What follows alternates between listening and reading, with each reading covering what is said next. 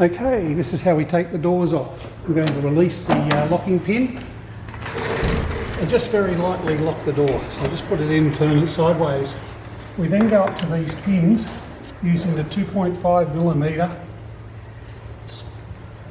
T-bar that comes with it, and all you do is you just push the pin from behind. So you just push it out, it falls to the ground, that hinge is now released. We'll just go in and do this one. Okay, we come in from behind, pushing forward. That pin is now released. Now with the two pins out, we can just undo the door, pull it down, and it will fall away from the aircraft.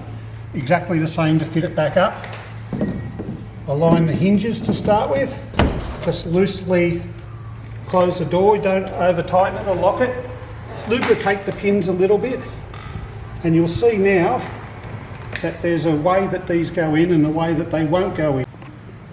You'll see if I slowly rotate the pin, you can see that it's both slightly bent and it has a flat spot and a burr just on the top of it. This burr stops the pin from going all the way through, and it also points to the outside, so towards the wingtip. This is important, otherwise you won't get the pins in properly and they will scratch the composites. To refit these pins, we align the burr to the wingtip, and we can just gently put it into the hinge and push it in with your finger. The same on the front one.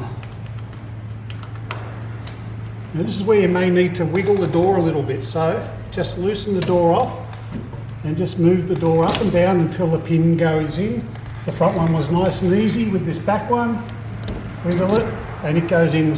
Also, if you need to use the tool, you've got this face here, so you can just put it up against the pin and push it in sideways. And that's it. The door's taken off and put back on.